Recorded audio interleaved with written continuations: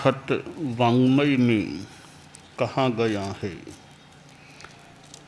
वरम मे अप्पादन्तो संयमेन तवेणय माहम परिहिं दम्मन्तो बंधनेहि वहेशिय। अनुव्रत गीत में जो नैतिकता की सुरसरिता वाला है, पहला पद्य है वह आत्मानुशासन से संबंधित है।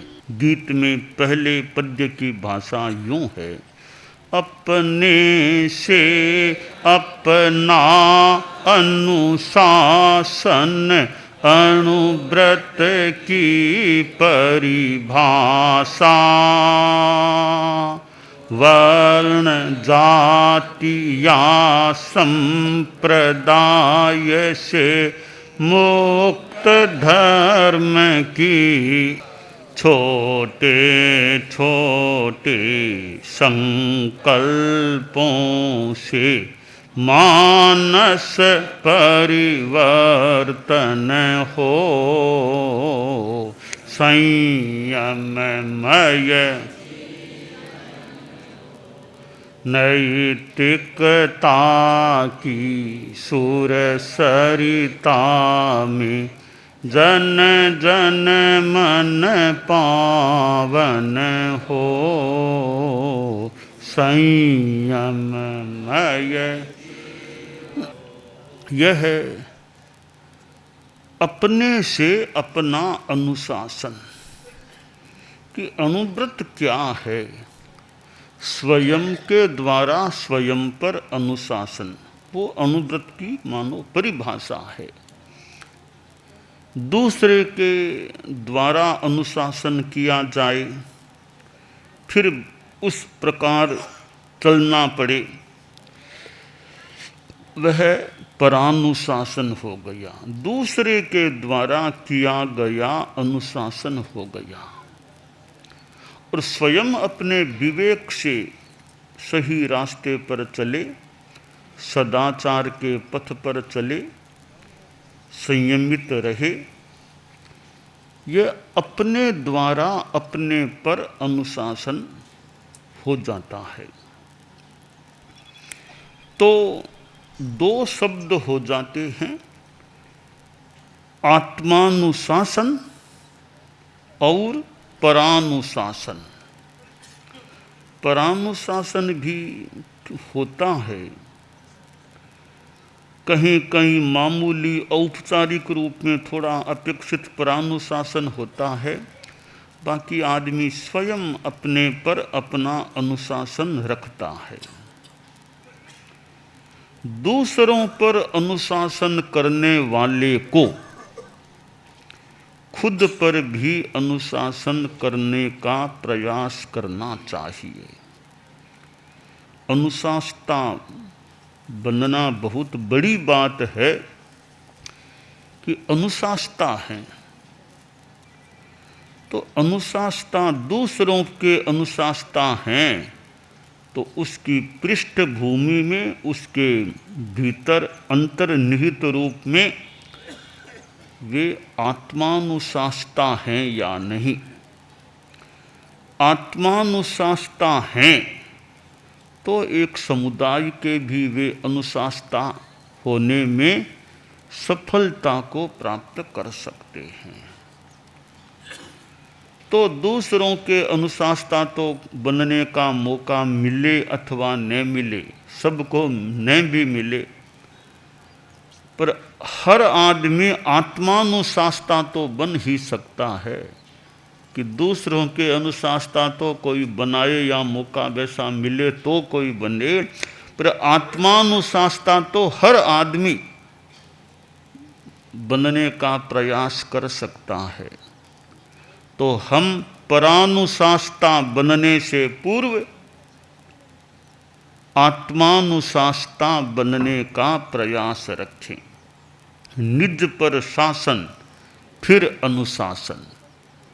पहले स्वयं पर शासन करें, फिर दूसरों पर अनुशासन की बात हो सकती है।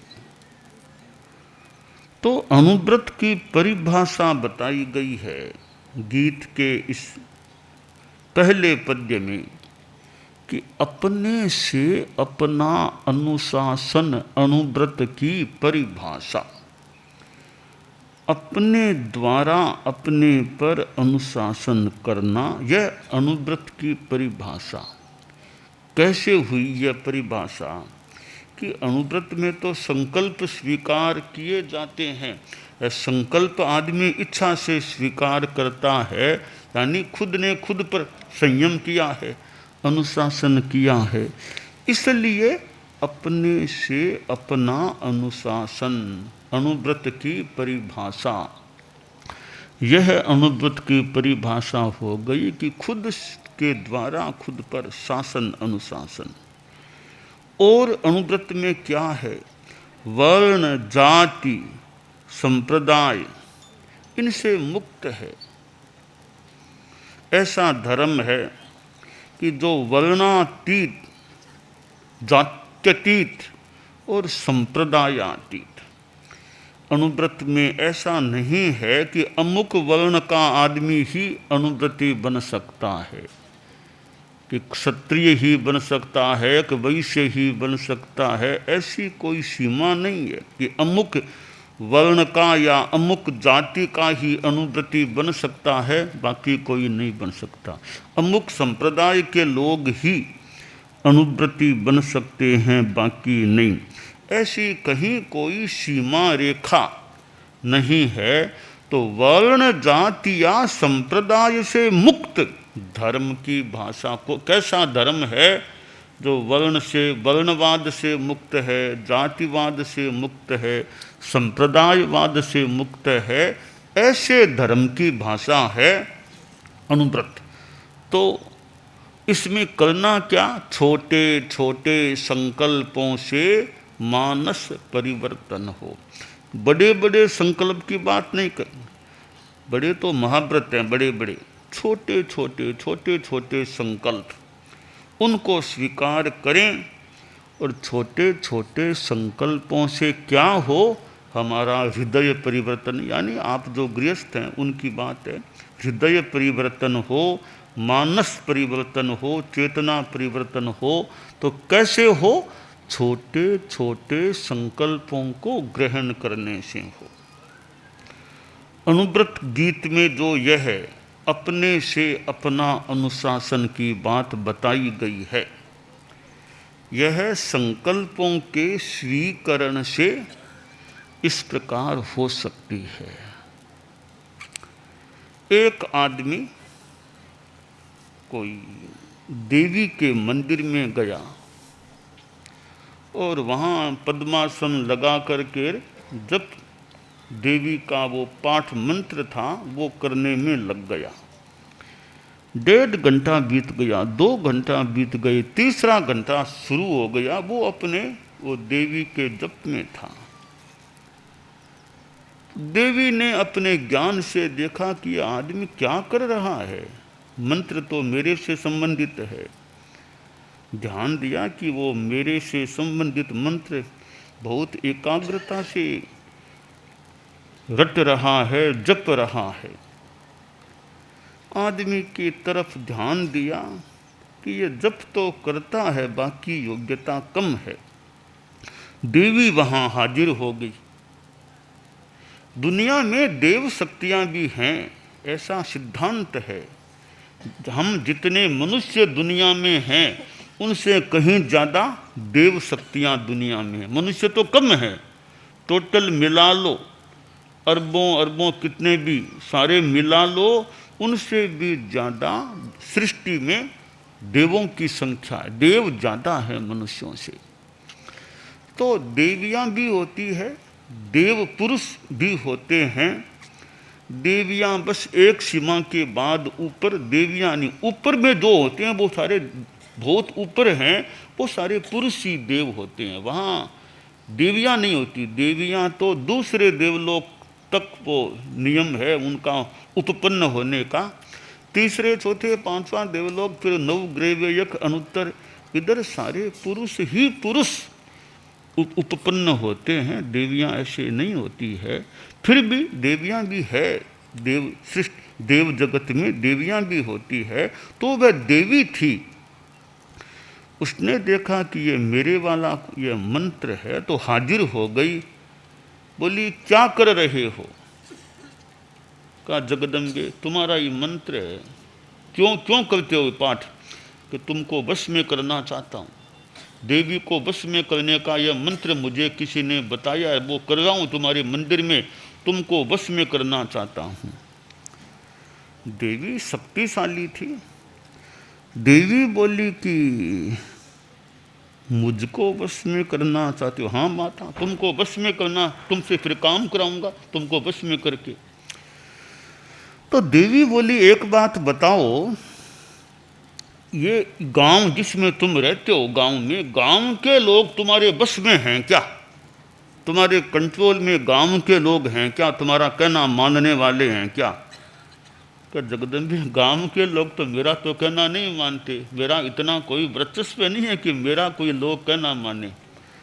अच्छा कोई बात नहीं, गांव तो खैर बड़ा है, तुम जिस मोहल्ले में बास में रहते हो उस बास के मोहल्ले के लोग वो तो तुम्हारा कहना तुम्हारे बस में है ना, तुम्हारा कहना मानते हैं ना।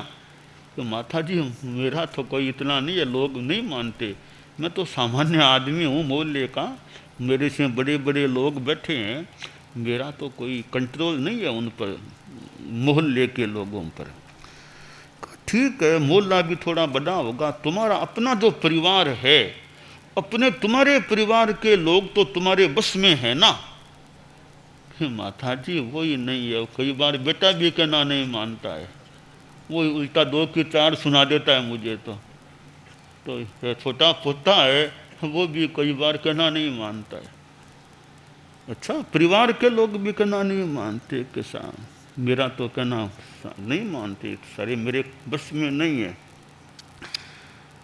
तो देवी ने फिर कहा कि अच्छा एक बात बताओ, तुम्हारा अपना मन वो तो तुम्हारे बस में है क्या? बोला माता मेरा मन तो घूमता रहता है, बस में नहीं है। अभी भी मैं तो बैठा था, मेरा मन तो कहीं बाजार में कहीं ऑफिस में जा रहा था, मन घूमता, मन बस में नहीं है। तब देवी बोली कि मूर्ख आदमी, तू मूर्ख हो, गांव तुम्हारे बस में नहीं है, एक मोहल्ला तुम्हारे बस में नहीं है, अपना परिवार तुम्हारे बस में नहीं है, खुद का मन भी बस में नहीं है, तुम मुझे बस में करना चाहते हो, एक दिव्य शक्ति को बस में करना चाहते हो। खबरदार है, यहाँ से भले आराम से चले जाओ, मुझे बस में करना कोई आसान काम है क्या? पहले खुद के मन को तो बस में करो, फिर परिवार को और की बात बाद में, खुद के मन को तो बस में करो, गांव के लोगों को तो बस में करो, फिर कोई मुझे बस में करने की सोचना प्रयास करना। अभी तुम योग्य नहीं हो कि मुझे बस में कर सको।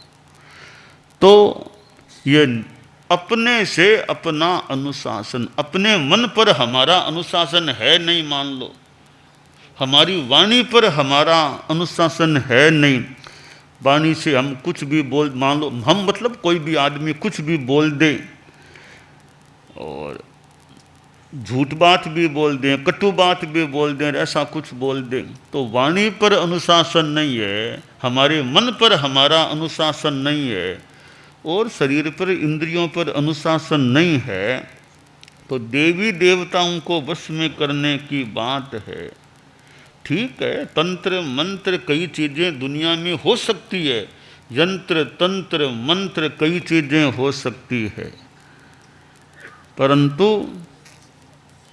सबसे बड़ा कोई तंत्र होगा कि मंत्र होगा, तो अपनी आत्मा को कोई वश में करा दे, वो बड़ा तंत्र मंत्र यंत्र कुछ भी कह दे। तो हम अनुव्रत में जो कहा गया है, अपने से अपना अनुशासन, अपने से अपने पर अनुशासन करना, वो हम प्रयास रखें कि छोटे छोटे संकल्पों के द्वारा मैं नशा नहीं करूँगा, मैं बेईमानी नहीं करूँगा, किसी को धोखा नहीं दूंगा, मैं चोरी नहीं करूँगा, ऐसे छोटे छोटे संकल्प आ जाएं, ठीक है, पूरी चोरी एकदम साधु जैसी अचौर्य महाव्रत की बात नहीं, तो मोटी चोरी बड़ी चोरी तो मैं नहीं करूँगा। यूँ छोटे छोटे संकल्पों से अपने पर अपना अनुशासन करने का प्रयास हो सकता है। तो परम पूज्य आचार्य श्री तुलसी ने जो ये अनुव्रत की बात बताई है, चलाई है, तो वह एक आत्मानुशासन, सेल्फ डिसिप्लिन की बात हो जाती है। आचार्य श्री महाप्रज्ञ जी महाराष्ट्र में तो पधारे थे, महाराष्ट्र में बॉम्बे खानदेश इधर तो पधारे थे। यह कोंकण के एरिया उनकी यात्रा के पथ में वो सम्मिलित न पूना हुई, भी आचार्य काल की उनकी यात्रा में पूना भी सम्मिलित नहीं हुआ था और कोंकण भी नहीं हुआ था। हम लोग साथ में थे, गुरुदेव के खानदेश पधार गए थे, जलगांव आदि आदि क्षेत्रों में, इधर मुंबई तो पधारे ही थे। तो यह एरिया आचार्य श्री महाप्रज्ञ जी के द्वारा भी अस्पृष्ट रही। गुरुदेव तुलसी भी माणगांव तो नहीं पधारे थे।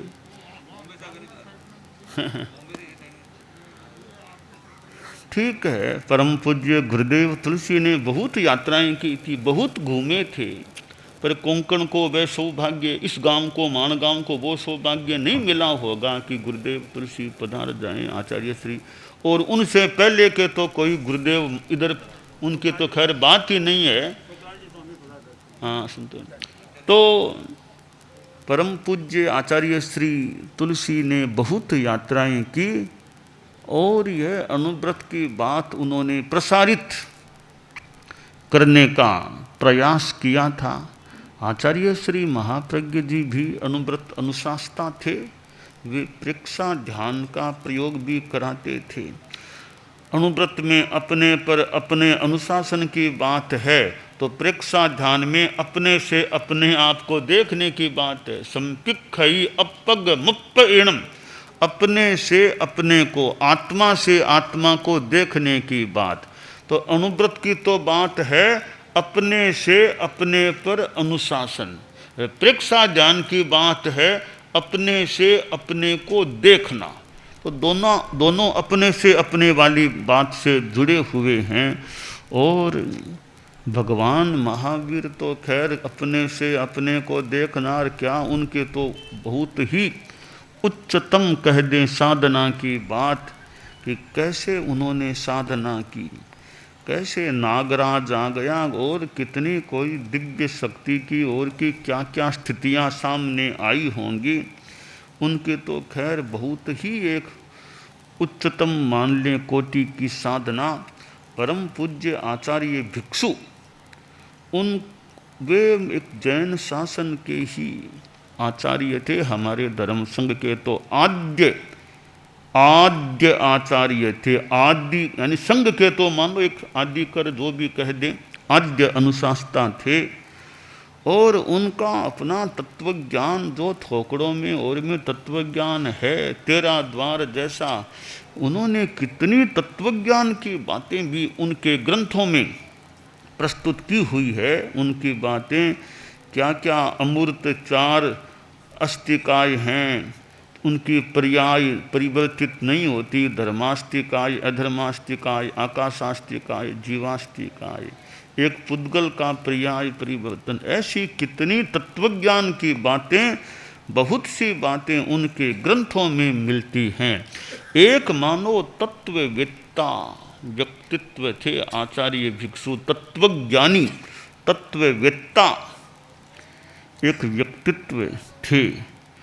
और आचार्य भिक्षु ने तो विधि विधान लिखने में, मतलब विधान के लेखक कह दें, लिखत विधान के लेखक, संविधान निर्माता भी वे थे। और इधर साधकता तो उनकी साधना संतता तो हमारे जैन शासन में और भी जगह, जैन शासन से सिवाय भी देखें, महाराष्ट्र में आपके संतों की बात की, महाराष्ट्र में संत तो दुनिया में कई जगह ये संत पुरुष हुए हैं। और संत जो साधना करते हैं और अपना कल्याण साथ में दूसरों के कल्याण का भी प्रयास करते हैं, तो कोंकण प्रदेश यह एरिया, कोंकण की एरिया, और आज यहाँ माणगांव में आना हुआ है। पहली बार संभवतः माणगांव को, जिंदगी में पहली बार, जीवन में पहली बार संभवतः माणगांव में, मेरा ही नहीं कईयों का, संभवतः हम में से कईयों का जिंदगी में पहली बार माणगांव आना हुआ है। तो यहाँ जो लोग रहने वाले हैं उनमें धार्मिक चेतना, हम आए बीच में कई दुकान प्रतिष्ठान ऐसी चीज़ें, और तो माणगांव में रहने वाले खूब धर्म की चेतना, अध्यात्म की चेतना का भी विकास करते रहें, खूब धर्म प्रभावना जितनी हो सके अनुव्रत आदि के रूप में वो भी करने का प्रयास करें। मंगल कामना। संभव है समाधान। प्रेक्षा ध्यान। एकाग्रता, तन्मयता, अपने आप को मंगलमय अनुभव करते हुए नमो अरहंताणम, नमो सिद्धाणम, नमो आयरियाणम, नमो उवज्झायाणम, नमो लोए सब्बसाहूणम, एसो पंचणमुक्कारो सब्ब पावपणासनो, मंगलाणं च सब्बेसिं पढ़मं हवइ मंगलम। चत्तारि मंगलम, अरहंता मंगलम, सिद्धा मंगलम, साहू मंगलम, केवलिपन्नतो धम्मो मंगलम। चत्तारि लोगुत्तमा, अरहंता लोगुत्तमा, सिद्धा लोगुत्तमा, साहू लोगुत्तमा, केवलिपन्नतो धम्मो लोगुत्तमो। चत्तारि शरणं पवज्जामि, अरहन्ते शरणं पवज्जामि, सिद्धे शरणं पवज्जामि, साहू शरणं पवज्जामि, केवलिपन्नतं धम्मं शरणं पवज्जामि। धम्मो मंगलमुक्किट्ठम् अहिंसा संजमो तवो, देवावितं नमंसन्ति जस्य धम्मे सयामणो। च इत्ता भारहं वासं चक्रवट्टी महिद्धिओ, सन्ति सन्ति करेलोए पत्तो गइमणुत्तरं। देवदानव गन्धर्वा जक्ष रक्षस किन्नरा, बंभयारिं नमंसन्ति दुःकरं जे करन्ति तम्। मंगलं भगवान् वीरो, मंगलं गौतमो गणी, मंगलं स्थूलभद्राद्यः जैन धर्मोस्तु मंगलम्। मंगलं मतिमान् भिक्षुः, मंगलं भारमल्लकः, मंगलं रायचन्द्राद्या, मंगलं तुलसी गुरुः, महाप्रज्ञोस्तु मंगलम्। तेरा पंथोस्तु मंगलम्।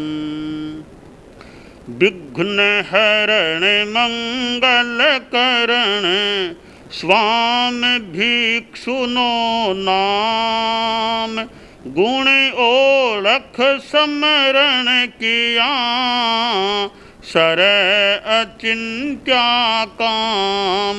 विघ्न हरण मंगल करण, स्वामी भिक्षुनो नाम, गुण ओळख समरण किया, सर अचिंत्या काम।